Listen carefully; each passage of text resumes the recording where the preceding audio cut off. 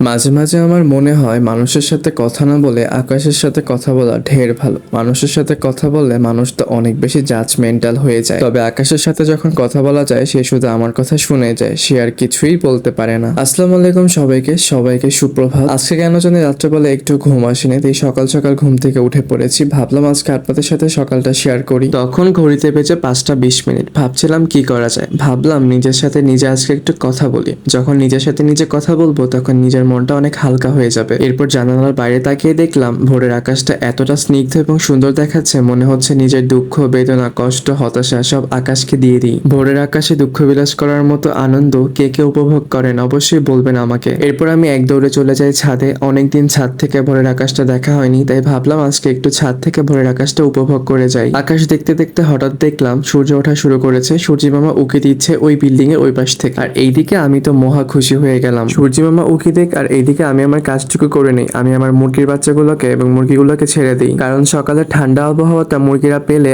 অনেক বেশি ভালো লাগে মুরগিদের। আর এইদিকে দেখেন আমার এই দুই মুরগি আর মোরগ কি করতেছে, ছি ছি, লজ্জা লজ্জা। তাদের এই দুষ্টুমিগুলো আমার দেখতে এত ভালো লাগে। তারা মারামারি করে, খাবার খায়, পানি খায়, একসঙ্গে যে হাঁটাহাঁটি করে না, অনেক দেখতে ভালো লাগে। সকাল সকাল মনটা খুশিতে ভরে গিয়েছে এই পুচকুগুলোকে দেখে। আলহামদুলিল্লাহ, নতুন করে আবার আমার বাসায় মেহমান চলে এসেছে। আপনারাই বলেন তো, এত মেহমান যদি আমার ঘরে আসে আমি এই মেহমানগুলোকে জায়গা দেবো কোথায়, কোথায় বা থাকতে দেবো, আর কি বা খাওয়াবো? আমি হচ্ছে এক গরিব মানুষ, গরিব মানুষ হয়ে আর বড় লোক হই। এই পুচকুগুলোকে দেখলে আমার মনের মধ্যে অন্যরকম এক আনন্দ কাজ করে। এই যে দেখেন হাতের মধ্যে নিয়ে কি সুন্দর করে খেলছিলাম আমি পুচকুটাকে নিয়ে। যারা প্রকৃত অর্থে পশু পাখি প্রেমী তারা কখনো এই জিনিসগুলো থেকে দূরে থাকতে পারবে না। আর এইদিকে দেখেন আমার সুলতান মশাই কি হারে একা একা খাওয়া দাওয়া করতেছে, তার বউরা ওইদিকে একা একা ঘোরাঘুরি করতেছে আর এইদিকে সে খাওয়ায় মগ্ন। বেচারা শুধু প্রেম নিবেদন করে কিন্তু যত্ন নেয় না বউদের। সকালবেলা মুরগিগুলোকে খাবার পানি দিয়ে চলে এসেছিলাম বাসায়। বাসায় এসে দিয়েছিলাম একটা ঘুম। ঘুম থেকে উঠে দেখি 12টা বাজে। 12টার সময় উঠে ফ্রেশ হয়ে নাস্তা করে নিয়েছিলাম, তারপর আরো কিছু কাজ ছিল সেগুলো শেষ করছি। এরপর গোসল করে খাওয়া দাওয়া করে বিকালবেলা উঠে গিয়েছিলাম আবারও ছাদে। যে যাই বলুক আমার বাসার বাইরে যাওয়ার ইচ্ছাটা খুবই কম। আমার তাদের সাথে সময় কাটাতে খুবই ভালো লাগে। আমার কেন জানি মনে হয় সাময়িক শান্তি খোঁজার থেকে এদের মাঝখানে শান্তি খোঁজা অনেক ভালো, কারণ তারা কখনো বেইমানি করে না, তারা শুধু আপনাকে ভালোবাসা দিয়েই যাবে। যে যাই বলুক আমার শখ আমার কাছে অনেক বড়। আর এই তো নতুন নতুন পুচকুগুলোকে তার মায়ের সাথে পোলোটার নিচে রেখেছিলাম, তাদেরকে খাবার পানিয়ে দিয়েছি। তারা কি সুন্দর করে উকি মেরে মেরে দেখতেছিল আমি কি করতেছি। এইদিকে ক্যামেরা ধরাতে মনে হচ্ছিল বারবার পোস্ট নিচ্ছে। আইফোন নাই তাতে কি হয়েছে, অ্যান্ড্রয়েডে ভাব নিয়ে উড়াই ফেলবো। আজকে অনেকদিন পর মনে হলো একটু ভাব নেই। যেহেতু গোসল করে ছাদে চলে আসছিলাম তাই মাথার চুলগুলো শুকাই নিচ্ছিলাম। এখানে আবার কেউ হাসাহাসি করেন না, আমার মাথায় যে 4-5টা চুল আছে তাও আপনাদের হাসাহাসি যন্ত্রণায় হয়তো বা পড়ে যাবে। তবে ওই তো যেহেতু ঠান্ডা জল লাগছে, ভিজা চুলে থাকলে আরো ঠান্ডা জল বসে যাবে, সেই ক্ষেত্রে আবার আমারই সমস্যা। আজকে বিকালবেলা মনটা অনেক উৎফুল্ল ছিল, কেন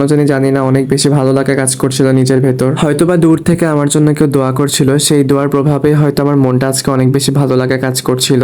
সত্যি বলতে মনে আজকে অনেক ভালোভাবে প্রশান্তি পাচ্ছিলাম। এরপর দিয়ে দিল মাগরিবের আজান। আমি ছাদটাকে পরিষ্কার করে মুরগিগুলোকে তাদের খাঁচায় ঢুকিয়ে দিচ্ছিলাম। 2টা মুরগিকে আমি খাঁচায় রেখে আর বাকিগুলোকে খোয়ারের মধ্যে রাখি, না হলে সবগুলো অনেক মারপিট করে। আর নতুন বাচ্চাগুলোকে মায়ের সাথে একটা ক্যারেটের মধ্যে রেখে দিয়েছি। তাদেরকে ঠিকঠাক ভাবে রেখে চলে আসছি বাসায়। এখন একটু নাস্তা বানাবো, আজকে বাসায় একটু মেহমান আসবে। ভাবলাম একটু নুডলস রান্না করে, অনেকদিন পর ইচ্ছা হলো। নুডলস দিয়ে মেহমানদারিও হয়ে যাবে আর নিজেরও একটু খাওয়া দাওয়া হবে, অনেকদিন খাই না নুডলস। এই তো আমি নুডলস সিদ্ধ করে নিচ্ছি এইদিকে, আর এইদিকে সবজিগুলোকে ভেজে নিচ্ছিলাম। নুডলস সবাই রান্না করতে পারে, তাই নতুন করে রেসিপি দেখানোর এখানে কিছুই হয়নি। এই তো আমার নুডলস রান্না প্রায় কমপ্লিট, একদম ঝরঝরা নুডলস রান্না করে ফেলেছি। সবাই বলে আমি নাকি নুডলস রান্নাটা অনেক ভালোভাবেই করতে পারি। নিজের প্রশংসা শুনতে কিন্তু ভালোই লাগে, তাই না আপনারা বলেন? আর আম্মু এইদিকে মেহমানদের জন্য পেঁয়াজ ভাজছিল। আম্মুর হাতের পেঁয়াজ মানে একদম মাখনে মাখন। আজকের ভিডিওটা এই পর্যন্তই। সবাই ভালো থাকবেন, সুস্থ থাকবেন, আমার জন্য দোয়া করবেন। আল্লাহ হাফেজ।